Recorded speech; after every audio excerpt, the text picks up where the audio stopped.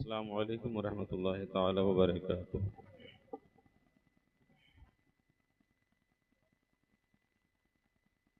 अल्हम्दुलिल्लाहि रब्बिल आलमीन वल आक़िबतु लिल मुत्तक़ीन वस्सलातु वस्सलामु अला अशरफिल अंबियाइ वल मुरसलीन अम्मा बअद।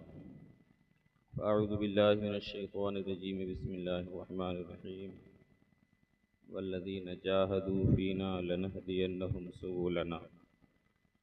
सदक़ल्लाहुल अलिय्युल अज़ीम व सदक़ रसूलुहुन नबियुल करीम व नहनु अला ज़ालिका लमिनश शाहिदीन वश्शाकिरीन वल्हम्दुलिल्लाहि रब्बिल आलमीन।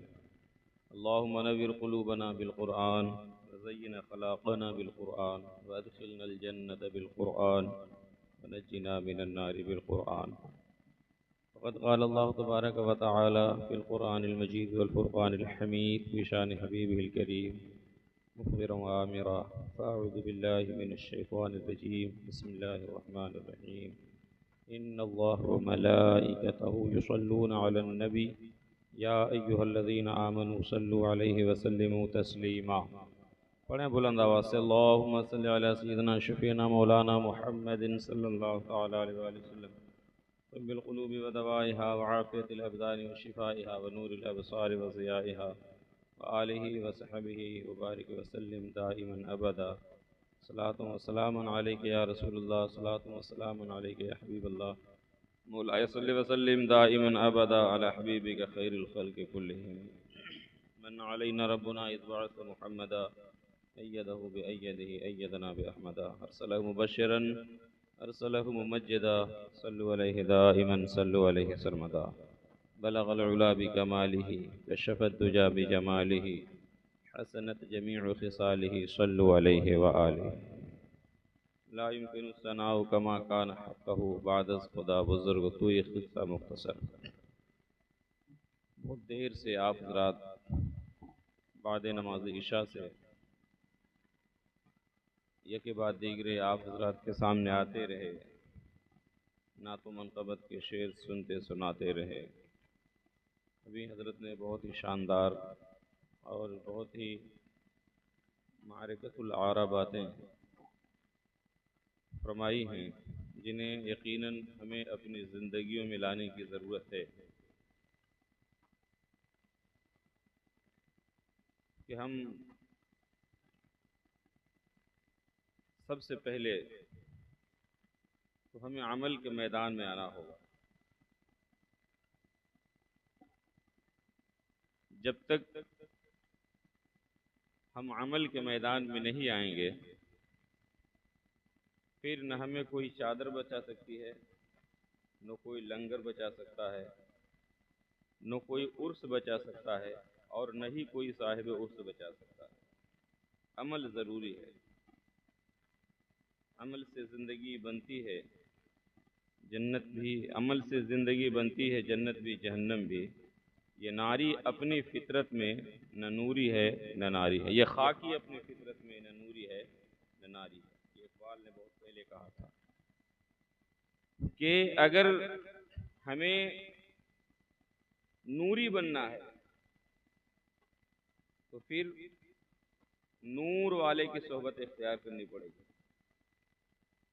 उनके बताए नक्शे कदम पे चलना पड़ेगा, उनके ग़ुलामों के नक्शे कदम पे चलना पड़ेगा। ठीक है, वरना शैतान तो हर जगह ताक लगाए बैठा ही है। शैतान तो ताक लगाए बैठा ही है।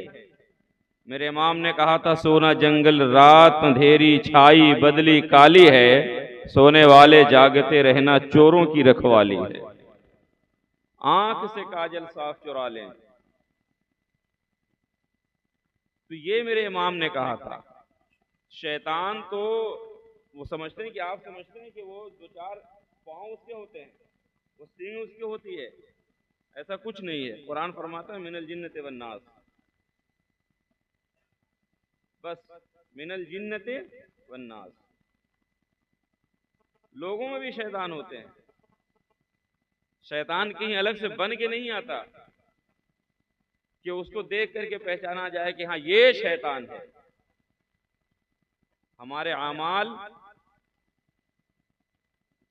उन्हीं की बुनियाद पे सारे मामलात होते हैं।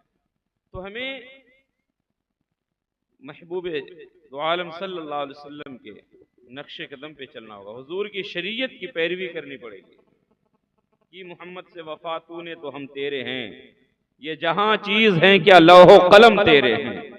जब हुजूर की गुलामी का पट्टा अपने गर्दन में डाल लेंगे और उस शरीयत रसूल की पैरवी करते हुए जिंदगी गुजारेंगे तो फिर अल्लाह कलम भी दे देगा, तख्ती भी दे देगा और आप जहां चाहोगे बैठ के अपने किस्मत का फैसला कर लोगे। फिर तुम्हारे किस्मत के फैसले वाशिंगटन में नहीं होंगे, फिर हमें किसी और सरकार को देखने की जरूरत नहीं होगी कि ये सरकार आएगी तो हमारे हक में अच्छा होगा, फला सरकार आएगी तो हमारे हक में अच्छा होगा।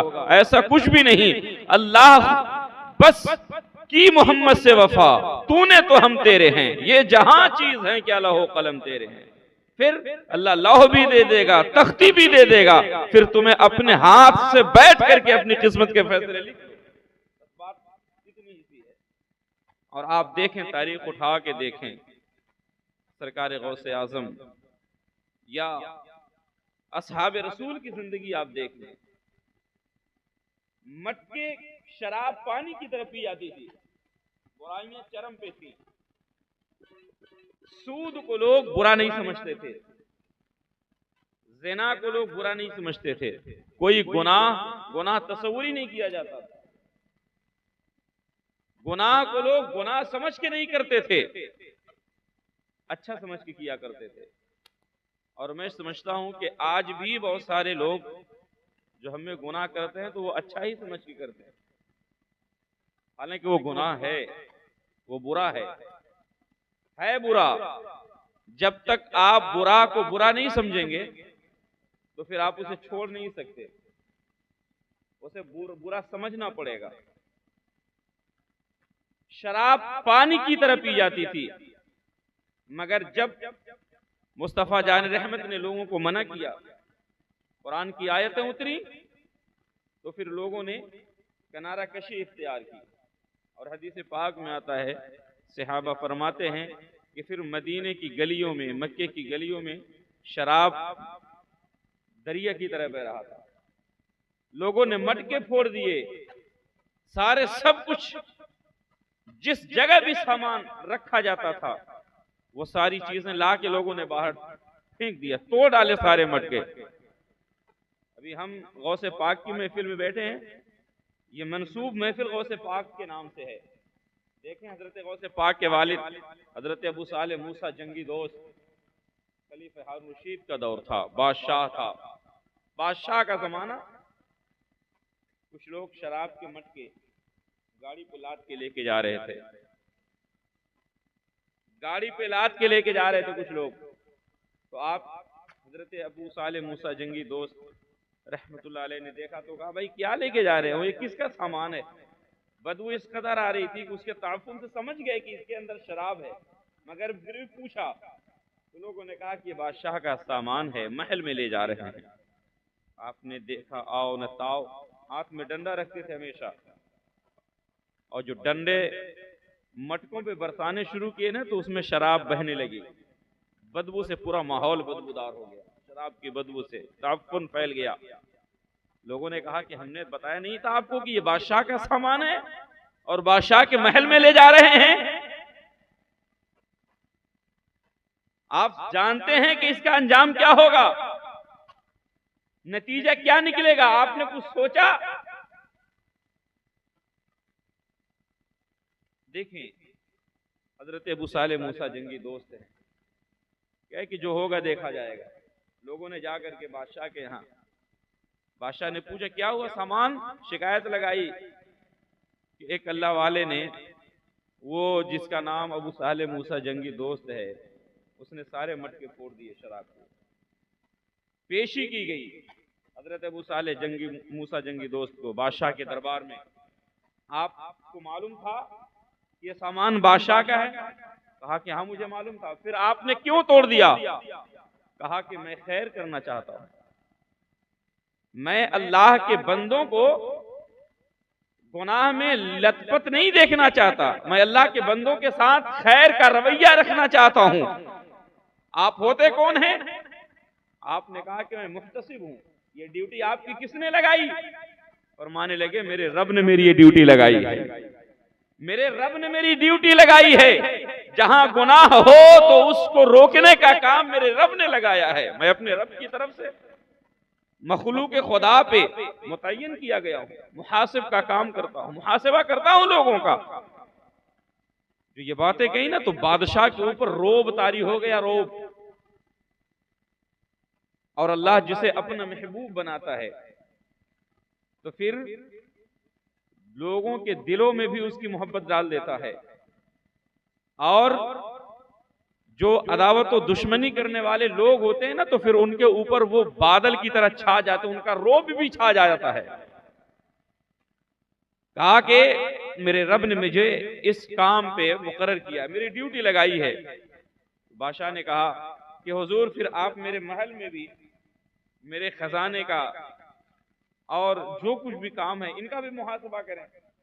हजरत अबू साले मूसा जंगी दोस्त फरमाने लगे, मुझे तेरी नौकरी की कोई हाजत नहीं, मेरे रब ने मुझे जिस नौकरी पे लगाया है, मेरे रब की नौकरी मेरे लिए सबसे बेहतर है। मैं किसी दुनियादार की नौकरी क्यों करने लग जाऊं, मुझे तो मेरे रब की नौकरी ही काफी है। तो आप देखें, ये अल्लाह वालों की फिक्र है। एक मुसलमान को, एक मुसलमान के लिए किस कदर फिक्रमंद होनी चाहिए, किस कदर फिक्र होनी चाहिए, ये हमारे असलाफ की तारीख में बताती है। ये फिक्र, और जब तक ये फिक्र हमारे अंदर बेदार नहीं होगी, फिर कौम की फलाह बहबूद का रास्ता हमवार नहीं हो सकता। और ये अब तो माहौल ये है कि अगर कोई किसी को रोकने की कोशिश करे ना, तो फिर लोग उसे पलट करके जवाब देते हैं, भाई क्यों, क्या मैं तुम्हारा खा रहा हूं, क्या मैं तुम्हारा पहन रहा हूं, मैं तुम्हारे घर में रहता हूं, ये मैं तो कर रहा हूं, तो तुम्हें क्यों बुरा लग रहा है। तो अब होता क्या है कि एक बंदा अगर किसी को समझाने वाला होता भी है ना, तो जब पलट करके आगे से रिप्लाई में ये सारे जवाबात मिलते हैं, तो फिर वो भी बेचारा खामोश हो जाता, साइलेंट। क्या करे, क्या करेगा। तो अब इस रवैये को रोकने के लिए, इन सारी वजूहात पे, इन सारी चीजों को रोकने के लिए, तो ये जिम्मेदारी, इसकी पूरी जिम्मेदारी कहां से शुरू होगी, तो वो सबसे पहले तो हमें अपने घर से शुरू करनी होगी। हमें अपने औलाद की बेहतरीन परवरिश उसी वक्त करनी थी जब वो बात हमारी मान सकते थे। उस वक्त हमने अपनी औलाद को बढ़ावा दिया। वो कोई गलती भी करके आते थे ना, शिकायत भी पीछे से पलट करके कोई आता ना, अरे मेरा बच्चा ऐसा नहीं है, तुम क्या पीछे पीछे चले जाते हो। उसी वक्त अगर तुम डांट देते, उसी वक्त अगर डांट देते बच्चे को कि नहीं बेटा, ये जो आपने काम किया ये बेहतर नहीं है, ये अच्छा नहीं है, चाहे वो किया होता न किया होता, तो फिर उसकी हौसला कितनी होती, हौसला उसका टूटता। मगर वहां तो बढ़ावा मिला। अब कोई शिकायत लगाने आया था तो बाप ने भी उसे डांट के भगा दिया, तो बच्चे ने तो गलती किया था, तो उसका हौसला तो और बढ़ा कि अब मैं ये गलती करके आया हूं, तो मेरे बाप ने भी मेरा साथ दिया है, मेरे भाई ने भी मेरा साथ दिया है, मेरी माँ भी मेरी तरफ बोलती है। तो अब उसने गलतियों पे गलतियां शुरू कर दी, दिलेर हुआ, हौसला बढ़ा। तो फिर नतीजा जानते हैं क्या होता है कि जब वो बच्चा जवान होता है और बाप जब कमजोर हो जाता है, तो फिर अब ये दौड़ने लगते हैं इमाम साहब के पास, मौलवी साहब के पास, पीर साहब के पास, हजरत मेरा बच्चा तो मेरा का ही नहीं मानता। मियाँ जब वो मानने लायक था उस वक्त तो मनाया नहीं, उस वक्त मनाना चाहिए था ना, तो उस वक्त तो हमने उसे आजादी दी।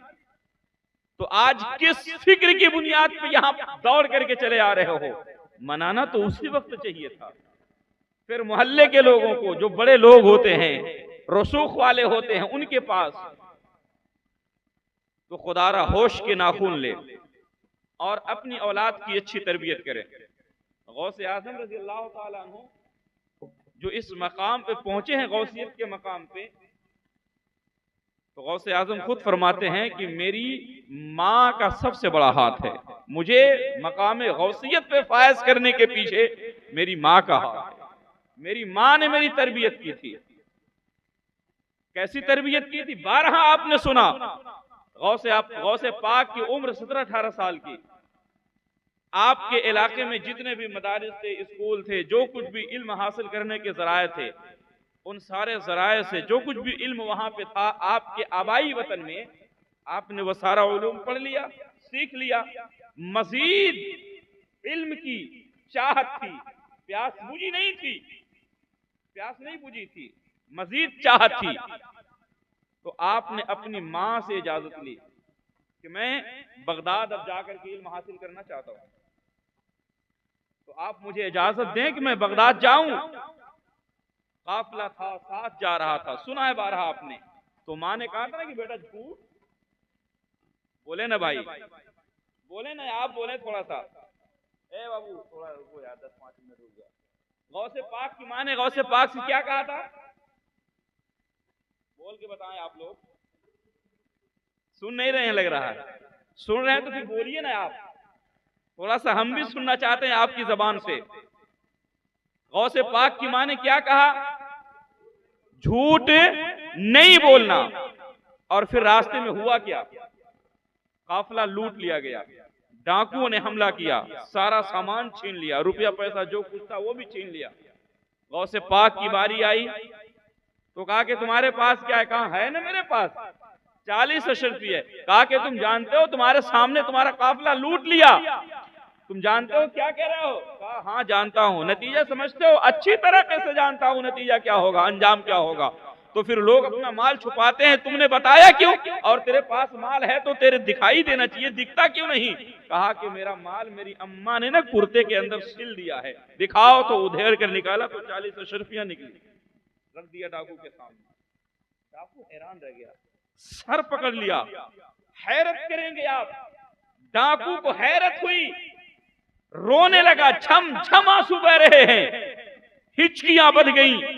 और जब बहुत देर के बाद जब थोड़ी सी होश थोड़ा सा आया, होश आया, तो डाकू ने कहा कि बेटा बताओ, तुमने सारा सब कुछ अपने आंखों से देखा, सब कुछ देखा, काफिले को तबाह होते हुए देखा, सामान लुटता हुआ देखा, और जिसने इधर उधर की बात की, जोर जबरदस्ती करनी चाहिए, तो उसको तुमने पीटते हुए भी देखा। इसके बावजूद तुम्हारा सामान तो हम देख नहीं रहे थे, हमने देखा नहीं और हम जानते भी नहीं थे। तुम अगर न बताते, न निकाल के दिखाते तो हमें पता भी न होता। तो फिर तुझे किस हौसले ने, किस बहादुरी ने, किस हिम्मत ने तुझे ये काम करने पे मजबूर किया? तूने सच सच क्यों सारा सब कुछ बता दिया? क्यों बता दिया सब कुछ? तो गौसे आजम ने सिर्फ एक लफ्ज कहे थे, एक जबान के एक लफ्ज कहे, और वो तारीखी जुमला कह दिया गौसे आजम ने। एक ही लफ्ज कहा मगर तारीखी जुमला कहा, और इतना ही नहीं बल्कि सारे डाकुओं के दिल भी जीत लिया गौसे आजम ने। कहा कि सुनना चाहते हो तो सुनो, जब मैं घर से सफर के लिए निकला था, सफर के लिए, तो मेरी माँ ने कहा था बेटा कितनी बड़ी मुसीबत आ जाए, मुश्किल कितना ही आ जाए, मगर झूठ ना बोलना। कितनी बड़ी मुसीबत आ जाए, कुछ भी हो जाए, झूठ नहीं बोलना है। तो मैंने अपने माँ से किया हुआ वादा था, और अभी तो फौरन चला ही था, 2 ही 4-10 दिन या 10-12 मील, यही 4-6 घंटे की बात है। तो मैं कैसे भूल जाता अपने माँ से किया हुआ वादा, कैसे भूल जाता? मैंने माँ से वादा किया था, मैंने सच बोल दिया। डाकुओं का सरदार हैरत में रह गया, उसे ऐसा लगता था कि जमीन हमारे कदमों से निकल गई। फिर डाकुओं का सरदार रोया, और बड़ी देर के बाद जब खामोशी हुई तो डाकुओं ने पूछा कि सरदार क्यों रोते हो? कहने लगा इसलिए रोता हूं कि इस बच्चे ने अपनी मां से एक वादा किया था, और आज इसकी जान भी जा सकती थी, माल भी लूटा गया, मगर इसने झूठ नहीं बोला। मां से किया हुआ वादा न तोड़ा। आज हम कितने बदनसीब, बदतर हैं, कमतर हैं कि रोज अपने रब से किया हुआ वादा तोड़ रहे हैं, अपने रब के फरमान को भूल गए हैं। गौसे पाक रज़ी अल्लाह ताला अन्हु के इस एक सच ने इतनी बड़ी करामत दिखाई है, इस एक सच्चाई ने डाकुओं के दिलों पे ऐसा कब्जा किया है कि जब गौसे आजम चलने लगे तो डाकू भी पीछे पीछे चलने लगे। गौसे पाक कहने लगे कहां जाते हो? कहा कि जहां तुम मस्जिद में जाके जिस मस्जिद में नमाज पढ़ोगे उसी मस्जिद में हम भी नमाज पढ़ेंगे। डाकू का सरदार कहने लगा लोगों गवाह हो जाओ, गौसे पाक के कदमों में आ गया, हाथ में हाथ दे दिया, कहा कि अब्दुल कादिर कलमा पढ़ाओ, फिर से हम मुसलमान होना चाहते हैं, हम तेरे हाथ पे तौबा करना चाहते हैं। और सिर्फ डाकुओं का सरदार ही नहीं, जब सरदार को देखा तो चमटे भी आगे बढ़े, चेले भी। कहा सरदार डाका जनी में हम तेरे साथ थे, तो इस वक्त अगर जब तौबा की बात है तब भी हम तुझे अपना ही सरदार मानेंगे। और रिवायत में आता है कि 40 डाकुओं का वो काफिला था, 40 डाकू उस गिरोह में रहते थे, सारे ने गौसे आजम के हाथ में तौबा कर, कलमा पढ़ा, मुसलमान हुए।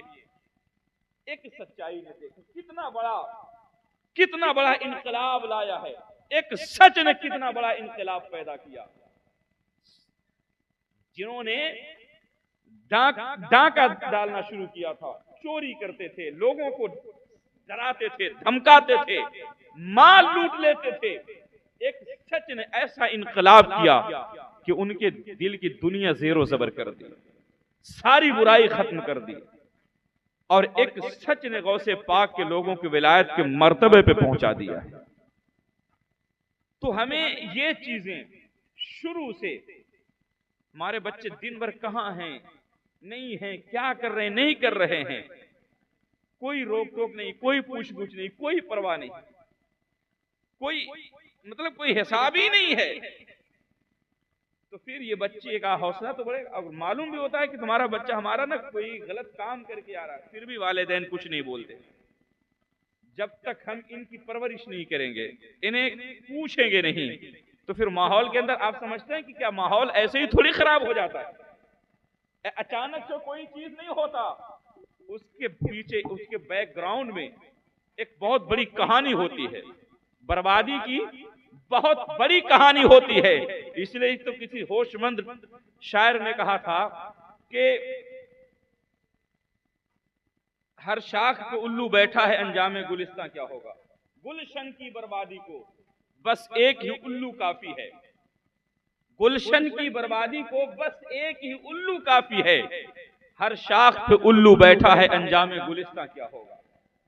तो आज बुराई, बेहयाई, गुनाह इस कदर चरम पे हैं कि मैं अगर कहूं कि हर घर में है, हर घर इस गुनाह की चपेट में है, बुराई की जद में है।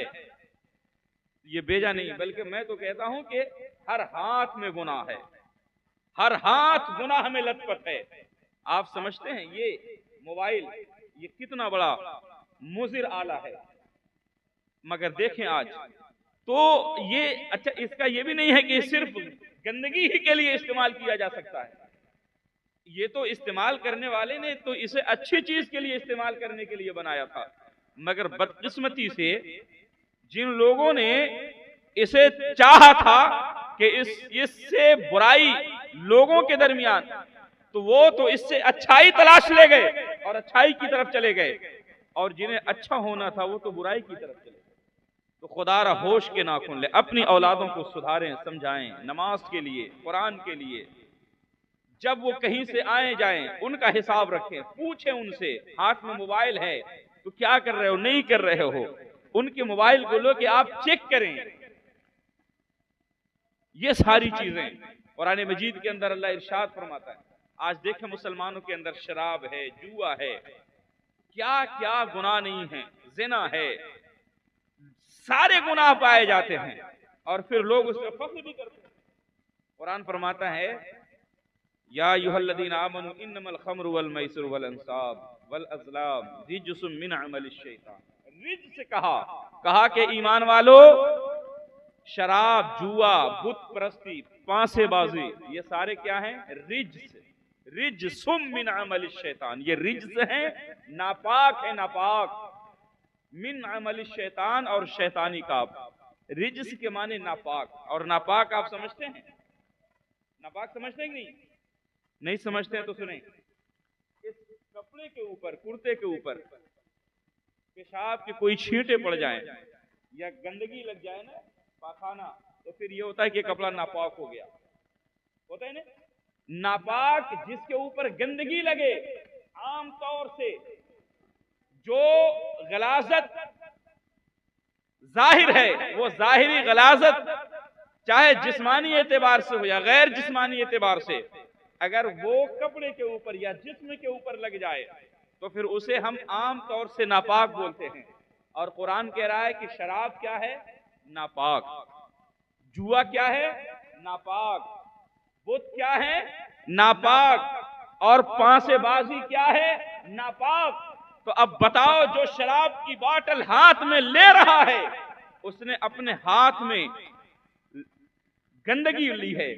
जो जुए के पत्ते, अगर ताश के पत्ते हाथ में ले रहा है, तो अपने हाथ में उसने गंदगी उठा रखी है। अब बताओ, ये कितनी बड़ी कबाहत और कितनी बड़ी बेहयाई और खुली बेहयाई है कि जिस चीज को कुरान नापाक कहे, मुसलमान उस चीज को पाक समझ करके अपने हाथ में न ले रहा है, बल्कि उसे अपने हल्क के नीचे भी उतार रहा है। माअज़ल्लाह, अल्लाह बचाए इन चीजों से, बचे इन चीजों कितनी।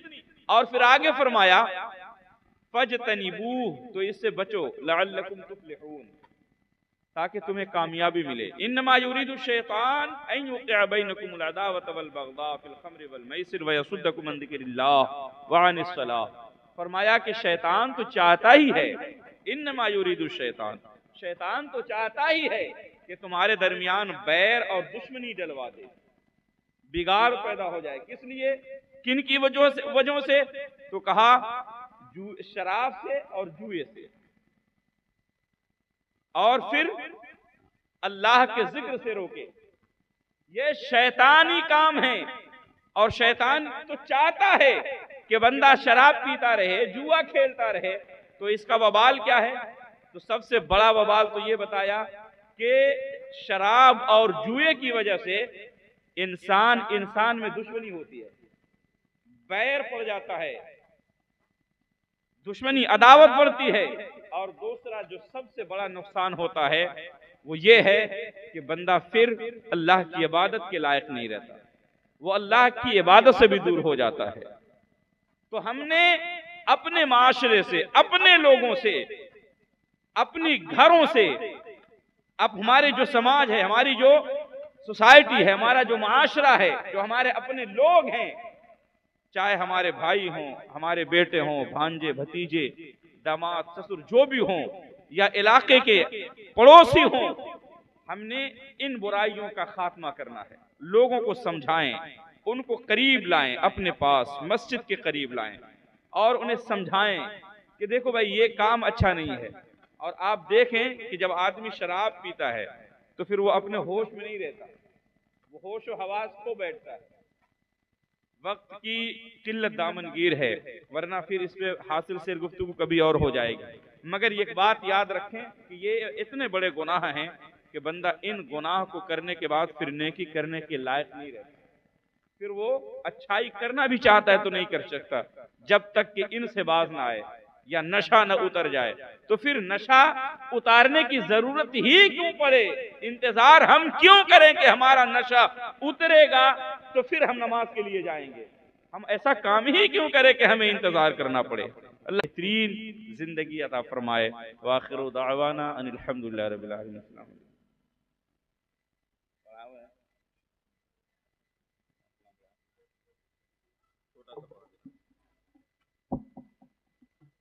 मुस्तफा